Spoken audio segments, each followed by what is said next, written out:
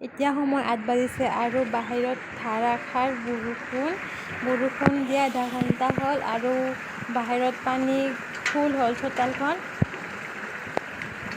এয়া বানপানী হৈ গৈছে, একদম বানপানীত ঢৌ যেনেকৈ আহে তেনেকুৱা অৱস্থা হৈ গৈছে। বৰষুণৰ পানী আৰু নলাটো বনাইছে যিহেতুকে নলাটো হোৱা নাই, ঠাণ্ডা মানে এনেকুৱা ভিতৰি থকা নিচিনা হৈ আছে। সেইকাৰণে পানীবিলাক গোটেই ইফালে আহি আছে।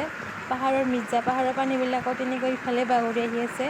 এই আগত যে দেখিছে সিফালে পানীৰ পূৰা ধাৰ হৈ আছে মানে, সেইখিনি অলপ ডাউন হৈ থাকে, সেইকাৰণে পানীৰ ধাৰটো ইফালে বেছিকৈ আহিছে।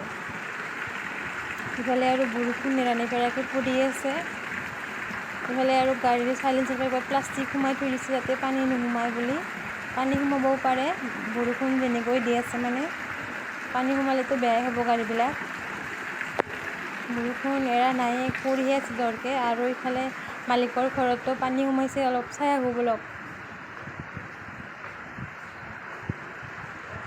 কৃত্ৰিম বানপানী হয় এইবিলাক। এইফালে চাওক, পুৰা পানী সোমাই গৈছে ঘৰত। ইফালে বাল্টিং কিবা উটি আছে, বস্তুবিলাক উটি আছে, তুলি থ'ব সময় নহ'ল কিজানি, সেইকাৰণে এইবিলাক বস্তুবিলাক উটি আছে কিছুমান। পানী চাওক কিমান হৈছে, আৰু বৰষুণ পৰিহে আছে আৰু পানী হ'ব।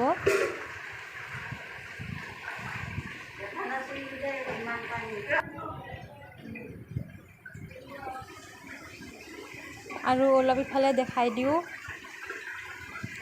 ইফালে আছিল দমকলটো ডুব যোৱা দমকলৰ পৰা ফালটো যাব নোৱাৰি, গোটেই পানী হৈ গৈছে। আৰু এইকেইটা ঘৰকেইটা ডুবি গৈছে, ৰুমৰখিনি।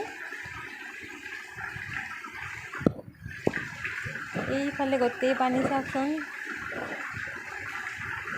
দমকলৰ পাৰ গোটেই পানী হৈ গৈছে। ইফালে আৰু গাড়ী ডুবিব নে কিয়ে, গোটেই ভয়ে হৈ আছে। আৰু গাড়ী ডুবিলে থ'ব তেনেকুৱা ঠাই নাই, ওখ ঠাই নাই, থ'লে আৰু বাৰান্দাত থ'ব লাগিব, আৰু উঠোৱাটো বহুত কষ্ট হয় মানে। বুডিটো ডাঙৰ আৰু গেটখন সৰু, তেনেকুৱা অৱস্থা হৈ আছে এতিয়া সময় হ'ল 9টা আৰু অলপ পানী কমিছে, বৰষুণ অলপ কমিছে তেতিয়াতকৈ। বৰষুণ কমিছে যদিও পানীৰ ধাৰখিনি এতিয়ালৈ শেষ হোৱা নাই, অলপ কমিছে আৰু পানী।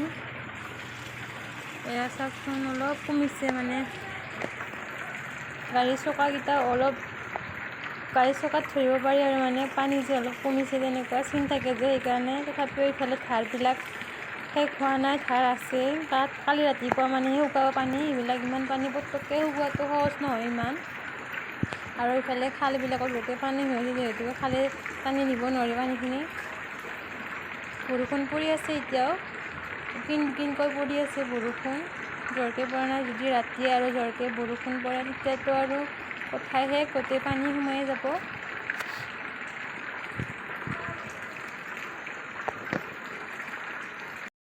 নেক্সট ডে মৰ্ণিং পানী শুকোৱাৰ পিছত চাওঁ কেনেকুৱা অৱস্থা।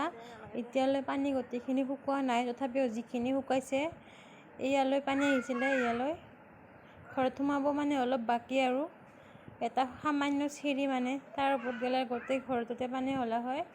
এইবিলাক চাওক, গোটেই বোকা হৈ গৈছে।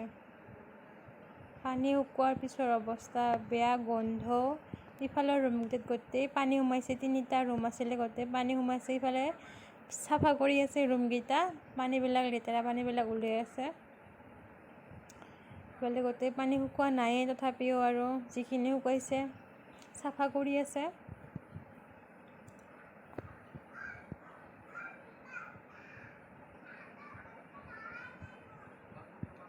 বহুত বেয়া গোন্ধায় আচলতে পানী, তেনেকুৱা পানী শুকোৱাৰ পিছত বহুত বেয়া গোন্ধায় আৰু বহুত ধৰণৰ বেমাৰ হয় মানুহৰ।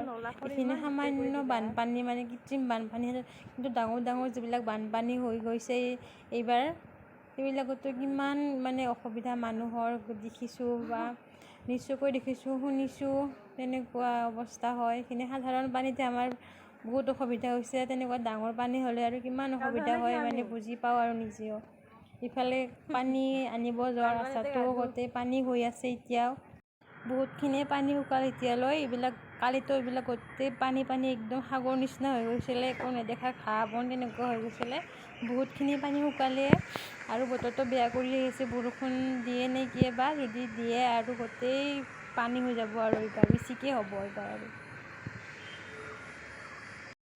আৰু 3টা বাজিল আৰু বৰষুণ আৰম্ভ হৈ গ'ল এতিয়া আৰু পানী হ'ব আৰু কষ্ট হ'ব সেয়ে আৰু দুদিন মানে কি হ'ব মানে ঘূৰিব পৰা নাই বৰষুণ জোৰকৈ আৰম্ভ হ'লে এইফালে পানী হোৱাটো আৰু হ'বই এইবাৰ আৰু গেটৰ ওচৰত পানী জমা হ'লে লাহে লাহে ইফালেও আৰু কচুবাৰীৰ ফালে লাহে লাহে হ'লে আৰু লাহে পানী হ'ব কৈছিল পানী হৈ গ'লে বৰ্তমানলৈ পানী আহি পালে দুৱাৰ মুখ পানী হৈ থাকিব আৰু কেইদিনমান ইফালে আৰু ডুব গ'লে আধা ৰাস্তা আৰু ইফালেও আধা ডুব গ'লে আৰু যদি অলপ জোৰকৈ দিয়ে আৰু আজিও ঘৰত সোমাব আৰু ইফালেও ডুব গ'ল মাজতে আছোঁ আমি